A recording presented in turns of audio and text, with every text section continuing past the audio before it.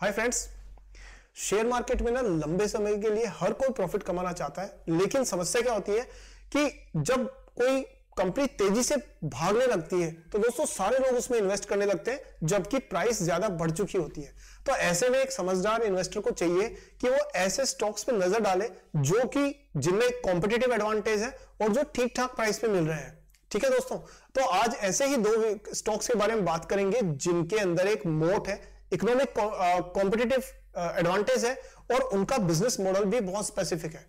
और दोनों कंपनीज के बारे में बात करेंगे और देखेंगे कि उनमें कैसे मौके हैं, क्या एक प्रॉफिटेबल इन्वेस्टर बनने के लिए ये कंपनियां आपके पोर्टफोलियो में होने में क्या फायदा है, क्या नुकसान है, सब कुछ जानेंगे दोस्तों इस वीडियो में। तो पूरा वीडियो देखेगा, वीडियो को अभी से तुरंत लाइक कर दीजिए, बहुत मेहनत लगती है आपको वीडियो बनाने के लिए, और चैनल सब्सक्राइब करके बेल आइकन को ऑन कर दीजिए क्योंकि मेरी नेक्स्ट वीडियो आपको रिसर्च बेस्ड कंटेंट के साथ तुरंत मिल जाए। चलिए दोस्तों शुरू करते हैं और देखते हैं वो कौन से दो स्टॉक्स हैं जिनमें कॉम्पिटिटिव एडवांटेज यानी कि मोट है। Let's begin.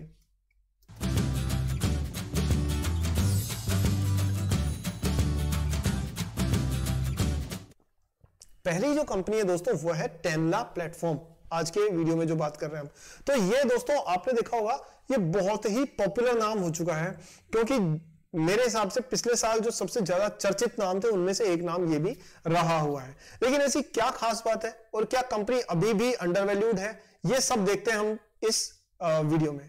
तो पहली चीज नजर डालते हैं, 1100 रुपए के आसपास की प्राइस है, जो कि लगभग ठीक ठाक रेंज में है, बहुत महंगी नहीं है और बिल्कुल पेनी स्टॉक भी नहीं है। कंपनी 14,000 करोड़ की मार्केट कैप लेके चल रही है और सबसे बड़ी बात देखो दोस्तों कि इसमें जो प्राइस टू बुक वैल्यू है दोस्तों वो आपका 8.52 है, वो थोड़ा ज्यादा है। लेकिन सेल्स ग्रोथ देखिए 33% और प्रॉफिट ग्रोथ 92%, यानी सेल्स से 3 गुना प्रॉफिट बढ़ रहा है। अगर ये एक्स की स्पीड से बढ़ रही है तो 3x की स्पीड से बढ़ रही है। अगर ये रेलगाड़ी की स्पीड से चल रही है तो ये हवाई जहाज की स्पीड से चल रही है, ऐसे मान करके चलिए। अगर आप बात करें इसमें इंडस्ट्री का पी 40 है, लेकिन अभी भी कंपनी का पी 28.9 है। अब आप ये कहोगे कि एक तरफ तो आप ही कह रहे हो कि भाई ये कंपनी बहुत तेजी से बढ़ती जा रही है और इसका जो है फिर इसके पी रेशियो कम क्यों है। यहां ना एक ट्रिक है।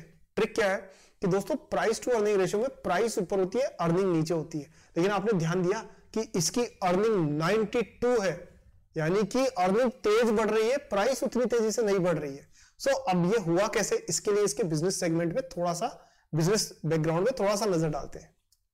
यहां देखिए आपके स्क्रीन पर ना तानला जो है उसकी, टेनला जो भी बोले आप इसको, इसकी आपको बैकग्राउंड दिखाता हूं, आपको मजा आ जाएगा देख के। तो जो मैं कॉम्पिटिटिव एडवांटेज की बात करता हूं ना वो आप देखिए। पहली चीज ये करती क्या है, ये दोस्तों कम्युनिकेशन प्रोवाइडर है। अब ये क्या है बेसिकली, देखो मैं आपको ना सीधे शब्दों में वैसे समझाने की कोशिश करता हूं कि आपने देखा है कि आप एटीएम कार्ड डालते हो मशीन में, पैसे निकालते हो, फट से आपके मोबाइल के ऊपर मैसेज आ जाता है। ठीक है, इसी तरह से आप कोविन वाला नहीं था, कोविड वाला, जो कोविड वाले टाइम पे हम कोविन ऐप के अंदर जो भी अपनी बुकिंग कराते थे वैक्सीन लगवाने की, तो उसकी जो मूवमेंट होती थी, तुरंत जो बुकिंग स्लॉट्स अवेलेबल होते थे, सब कुछ तानला ने मैनेज किया है। इसी तरह से जो व्हाट्सएप मैसेजिंग होती है या कस्टमर्स को ना कम्युनिकेशन पहुंचता है, यानी आप किसी कंपनी के साथ कुछ डील करते हो तो आपके मोबाइल पे जो मैसेज आता है, आपको तुरंत नोटिफिकेशन आते हैं, वो सारे भेजने में ना तानला एक बड़ी अच्छी कॉम्पिटिटिव कंपनी है। इसकी ये ताकत है इस कंपनी की। और जरा नजर डालिए इसके कस्टमर्स पे तो आपको सारे बड़े नाम नजर आ जाएंगे इसके अंदर। देखिए एयरटेल, आपका Facebook, LinkedIn, HDFC bank, Kotak bank, axis bank, CMS, department of telecom, true collar, ये सारे के सारे टेनला से जुड़े हुए हैं। 50% of Tenlas top 50 customers have been with them for more than 7 years। अब आप बताइए, आज के टाइम में जहां पे कंपनीज बिजनेस को रिटेन करने के लिए 1 से दूसरे साल तक वेट नहीं करती, वहां टेनला अगर अच्छी सर्विस दे रही है तभी तो ऐसा है कि 7 साल से ज्यादा, 50 से ज्यादा इसके कस्टमर 7 साल से ज्यादा इसी के साथ जुड़े हुए हैं। सो दोस्तों ये होते competitive advantage. Switching cost high है, मतलब कि ये जो कस्टमर्स है ना उनको इसकी आदत लग गई है। तो आज अगर कोई कहे कि एचडीएफसी बैंक को कि भाई टेनला की जगह पे कोई दूसरा सर्विस प्रोवाइडर है, तो वो जाएंगे नहीं उधर, क्योंकि उनको मालूम है कि उनके कस्टमर के पास टाइम पर सही मैसेज पहुंच जाता है टेनला के थ्रू। तो वो क्यों रिस्क लेंगे, उनके बिजनेस पे रिस्क क्यों लेंगे कोई, तो वो स्विच नहीं कर रहे। इससे कॉम्पिटिटिव एडवांटेज बनता है टेनला जैसी कंपनी में। अब देखिए आगे हम नजर डालें दोस्तों, इस पे मैं बात करना चाहूं तो दोस्तों बहुत, मैं कहूंगा घंटों इस पे डिस्कशन हो सकता है, पर आपके पास तो मिनटों ही होते हैं और इसी का ध्यान में रखते हुए हम शॉर्ट एंड स्वीट रखते हैं इस वीडियो को। चलिए इसका मैं डिटेल वीडियो भी बना करके अपनी जो मेंबरशिप है उसमें मैं डाल दूंगा कुछ टाइम में। वैसे एक चीज मैं आपको बता दूं, कुछ मेरे मित्र जो हैं आप में से, उनका सवाल आया था कि सर आप ना डिटेल वीडियो बनाओ इस पर्टिकुलर टॉपिक पे, कि एक मान लीजिए आईडीएफसी बैंक की, जैसे मान लीजिए किसी बैंक पे, किसी कंपनी पे। तो दोस्तों यहां क्या होता है, वीडियो बनाने में ना ऐसे में ना 40-50 मिनट का वीडियो बनता है अगर ठीक ठाक तरीके से बनाओ। शॉर्ट से शॉर्ट करें तो भी 30 मिनट कम से कम लगते हैं। तो ऐसे में ये वीडियोस जो आपको अगर किसी टॉपिक पे डिटेल वीडियो चाहिए ना, वो आपको मेंबरशिप में मिल जाएंगे। तो मैंने लिंक दे दिया आपको अपने डिस्क्रिप्शन में, पिन कमेंट में मिल जाएगा, आप जाके क्लिक करिए, मेंबरशिप ज्वाइन करिए। सेकंड नंबर की मेंबरशिप आई नो इन्वेस्टिंग, उसमें आपको पूरी प्लेलिस्ट मिल जाएगी जिसमें मैंने जितने रिसर्च किए हैं स्टॉक्स वो सारे आपको मिलेंगे, और आने वाले दिनों में जो रिसर्च करके मैं उसमें ऐड करूंगा वो अपने आप आपको मिलते रहेंगे। सो वो एक चीज है। किसी मित्र को अगर कोई प्रॉब्लम आती है तो मुझे कमेंट में लिख के बताइएगा कि ज्वाइन करने में कोई दिक्कत है, तो हम उसको एड्रेस करेंगे। सेकेंड चीज दोस्तों, एक मैं बड़ी इंपॉर्टेंट चीज आपको बताऊंगा, वो ये है कि अब बहुत सारे क्वेश्चंस जो आपके होते हैं वो मैं कमेंट सेक्शन में पढ़ता हूं, लेकिन वहां मैं आंसर करता हूं तो कई बार क्या होता है कि मुझे भी ज्यादा जानकारी की जरूरत पड़ती है तो वो आपसे मिल नहीं पाती। तो ऐसे केस में मैंने क्या किया है कि मैं आपके साथ में live question and answer session करने वाला हूं आने वाले दिनों में।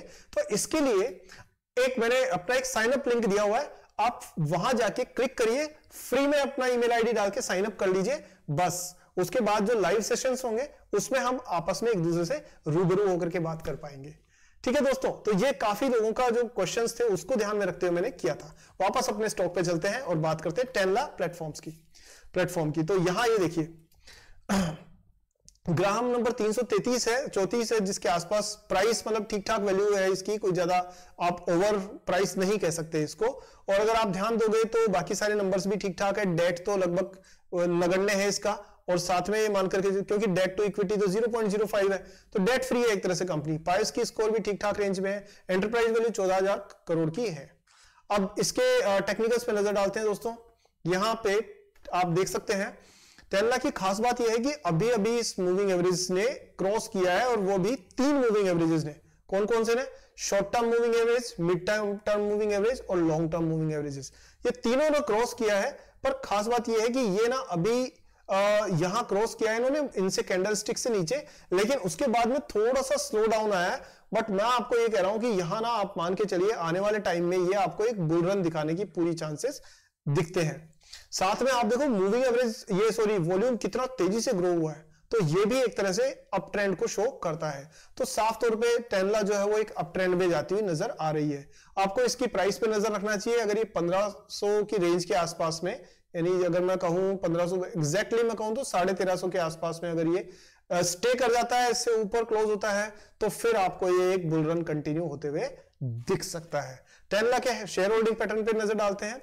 तो यहां देखिए दोस्तों, आप ना ये देखोगे कि जहां सबको पता है, जो जितने बड़े बड़े इन्वेस्टर्स हैं, कि भाई कंपनी में तो दम है, तो कहां 0.06% से शेयर होल्डिंग पहुंचा दी म्यूचुअल फंड्स ने 0.72%। दोस्तों अच्छी कंपनीज का यही फायदा होता है कि उसमें ना जो इन्वेस्टर्स हैं उनकी नजर पड़ जाती है और वो उसमें अपनी स्टेक ले लेते हैं। अगर आप नजर डालो एफआईआईज पे तो देखो एफआईआईज की होल्डिंग देख रहे हो 14-15% के आसपास। डीआईआईज की होल्डिंग अभी कम है, लेकिन आने वाले दिनों में हो सकता है ये भी बढ़ती हुई नजर आ जाए। चलिए दोस्तों दूसरे स्टॉक पे बढ़ते हैं हम। पहले स्टॉक में तो आप समझ गए होंगे कि कितना दम है, किस प्रकार का इसमें चांसेस बन सकते हैं। सेकंड स्टॉक दोस्तों आपके स्क्रीन पे है, वो है हैप्पीएस्ट माइंड्स। ये देखिए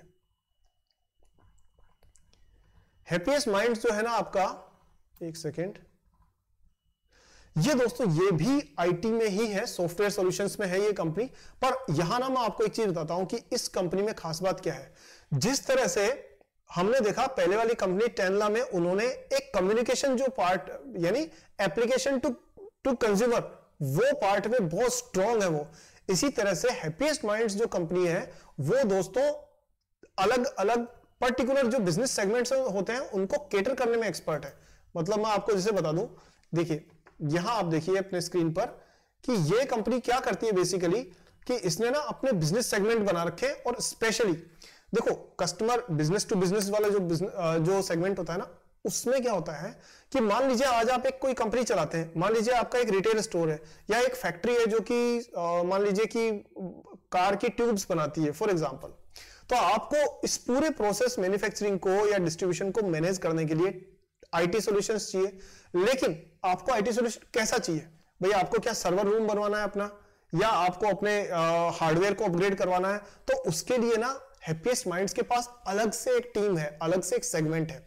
अगर आपको एक कस्टम सॉफ्टवेयर डेवलपमेंट करवाना है उसके लिए अलग से टीम है।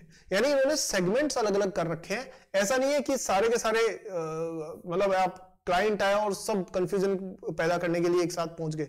वो ध्यान है ना लगान मूवी का एक सीन जिसमें वो क्रिकेटर एक शॉट मारता है बैट्समैन और सारे के सारे फील्डर एक ही तरफ दौड़ने लगते हैं। तो कहते हैं, कैप्टन कहता है कि नहीं नहीं भाई ऐसा ना करो, बल्कि जो लेग साइड वाला है उधर लेग साइड वाला लाएगा, ऑफ साइड में शॉट जाएगा तो उधर वाला बंदा लाएगा, सारे एक जगह मत भागो। तो यहां इस कंपनी में ना सेगमेंट्स बने हुए हैं, आप नजर डालिए यहां देखिए। देखो पहला जो सेगमेंट्स है बिजनेस यूनिट, वो क्या है दोस्तों? वो है कि प्रोडक्ट इंजीनियरिंग सर्विसेज। अब ये क्या होता है? ये जो जैसे मान लीजिए प्रोडक्ट्स बनवाने हैं इनको, मोबाइल, क्लाउड या सोशल टेक्नोलॉजीज पर बेस्ड। मान लीजिए ईआरपी सिस्टम बनवाना है तो प्रोडक्ट हो गया ना, एक कंपनी के finance, accounts, marketing, sales, distribution, इन सब को कनेक्ट करने वाला एक प्लेटफॉर्म जैसे जोहो होता है उस टाइप का। तो उसके लिए प्रोडक्ट इंजीनियरिंग टीम हो गई। नेक्स्ट है डिजिटल बिजनेस सर्विसेज। इसमें क्या आता है? Advisory, design and architecture and custom software development, package, testing, ये सारी सपोर्ट सिस्टम, ये सारा का सारा सेकंड वाले में आ गया।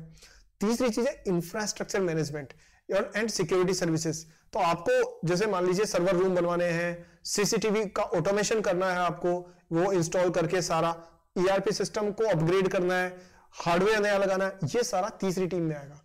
और फिर इन्होंने क्या किया, इतना एक्सपीरियंस इनको हो गया कि इन्होंने सॉल्यूशंस का पैकेज बना करके ऑफर किया।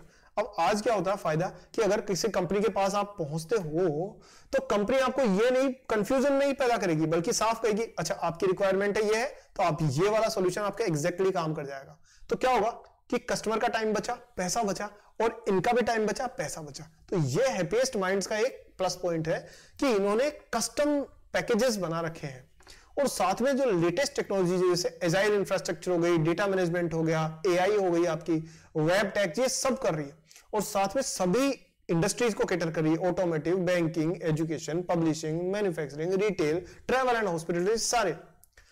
इस तरह से कंपनी ने एक ओवरऑल जो है बिजनेस मॉडल अच्छा बना रखा है। और इनका बिजनेस का रेवेन्यू कहां से आता है? इनका 65% रेवेन्यू आता है यूएस से और 19% ही आता है इंडिया से। तो इनका मतलब यह है कि ये फॉरेन से भी काफी अच्छा इनको बिजनेस प्राप्त हो रहा है। ठीक है दोस्तों, अब आगे बात करते हैं हम इसमें इसके टेक्निकल्स की। तो टेक्निकल्स पे नजर डालें तो ये हैप्पीएस्ट माइंड्स का चार्ट आप देख रहे हो। वॉल्यूम थोड़ा सा कम है, पहले बहुत ज्यादा था, जुलाई के बाद में मतलब अभी थोड़ी ट्रेडिंग कम हुई, लेकिन आप देखो कि 54 के आसपास आरएसआई लगभग बीच में है, जो एमएसीडी लाइन है वो भी बीच में है, यानी ये साफ तौर पे एक दिशा की तलाश कर रहा है। और यहां आप देखोगे तो एक तरह से ये चैनल जो है वो बनता हुआ नजर आ रहा है आपको प्राइस का, और ये यहीं पर डील कर रहा है, यहीं पर ये इसी चैनल के अंदर काफी टाइम से शेयर चलता आ रहा है।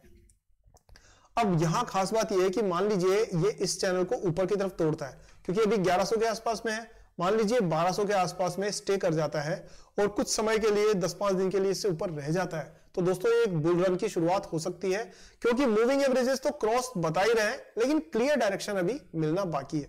तो ये शेयर अगर मैं कहूंगा नटशेल में ये वेट कर रहा है, इंतजार कर रहा है एक अच्छी खबर का, और अच्छी खबर आते ही ये उड़ना शुरू कर सकता है, इसके चांसेस हैं। सो दोस्तों मैं समझता हूं कि आपको आइडिया लग गया होगा कि हैप्पीएस्ट माइंड्स में किस तरीके के मौके या कैसा दम है।